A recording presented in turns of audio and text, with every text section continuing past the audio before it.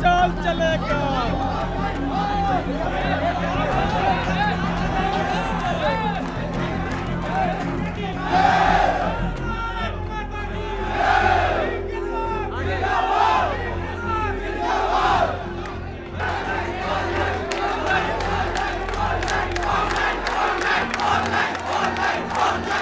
ऐसा नहीं है कि हम लोग पढ़ने वाले नहीं हैं और यहाँ केवल घुमक्कड़ी करने या लुफड़ाई करने आए हैं।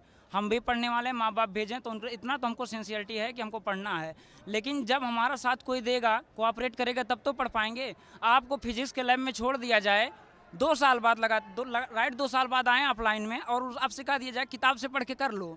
एक्सपेरिमेंट किताब से पढ़ के होता है, उसको सीखना पड़ता है। और हेल्प मांगने पर टीचर चिल्लाता है कि ऑनलाइन तो पास हो गया, ऑफलाइन में पास होकर दिखाओ। ये ज़्यादती कहाँ तक है? अगर आप कैंपस में पेपर हो गया तो 80% बच्चे फेल होंगे, उनका बैक लगेगा, और एफिलिएटेड में तो 90% बैक लगेगा।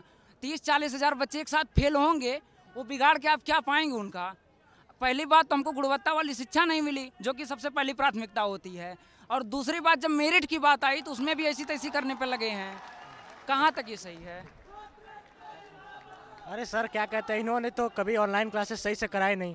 सबसे पहले इन्होंने जितनी क्लासेस थी उनकी लिंक जब बेचते थे, कोई टीचर ऐसा है जो सुबह बोलता है 8 बजे क्लास है और फिर कहता है नहीं हम शाम 6 बजे क्लास लेंगे। और सर घर पे होने के बाद सारे काम भी होता है, हम यहाँ खाली नहीं बैठे होते कि जब मन चाहे जब मन किया 6 बजे क्लास ले लिया, 5 बजे क्लास ले लिया, रात को 7 बजे तक हमने क्लासेस देखी हैं। और क्लासेस ये ग्रेजुएशन लेवल की हैं। हम स्कूल लेवल में फिजिक्स पढ़ते थे तो कम से कम 50 मिनट क्लासेस चलती थी।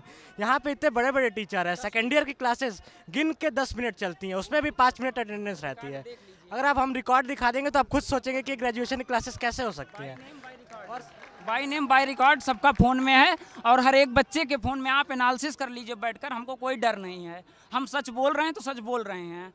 जैसा कि आप विश्वविद्यालय में सर आप देख सकते हैं, हमें अचानक नोटिस मिला और हमें बुला लिया गया है। अब मैं आपको बता दूं कि हमारे घर पे जब हम घर से बाहर निकलते हैं तो 4 दिन पहले से तैयारियां चलने लगती हैं कि कहां से पैसा लाना है, कितना पैसा इसको देना है, रूम में कैसे रहेगा। और अचानक हम आते हैं तो यहां पर पाते हैं कि ये मकान मालिकों ने रूम का भाड़ा जो 3000 है उसका 4500 कर दिया है, और रूम में आप फैसिलिटी एक भी नहीं मिल रही है। उसके बाद अगर इन्हें ऑफलाइन कक्षाएँ खोलनी थी तो इनको पहले जो हमारे हॉस्टल्स हैं उन्हें बहाल करना चाहिए था, हॉस्टल्स को खोलना चाहिए था, मेस को खोलना चाहिए था, फिर ऑफलाइन क्लासेस लेते।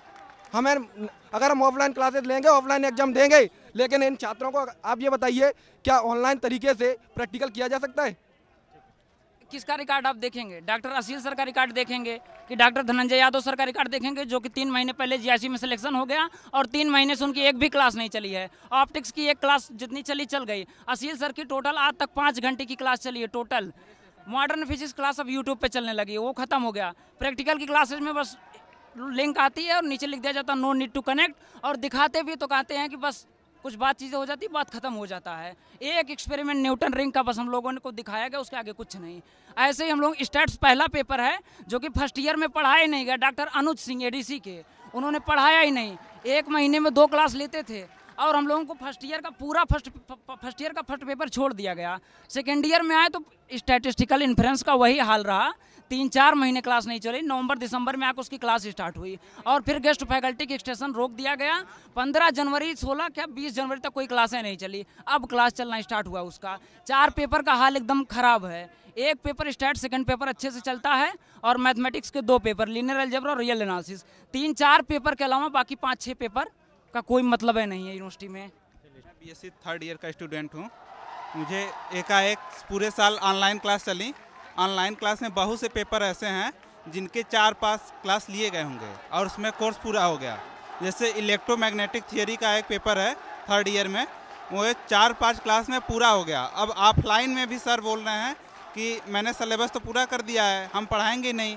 लेकिन मैं दावे के साथ कह सकता हूँ 3rd ईयर में ईएमटी में किसी भी लड़के को कुछ नहीं आ रहा है इस समय, और ये ऑफलाइन पेपर के लिए बोल दिए हैं। हम आपको बताएं सर, हमारे यहाँ जो पढ़ाया जाता है, ठीक है, प्रोफेसर लोग आते हैं, लैपटॉप पे पीडीएफ खोलते हैं, बस PDF खोलेंगे, PDF को पढ़ते जाते हैं। आप बताइए साइंस का कोई भी, चाहे फिजिक्स हो या मैथमेटिक्स हो, क्या खाली PDF पढ़ने से बच्चा समझ जाएगा?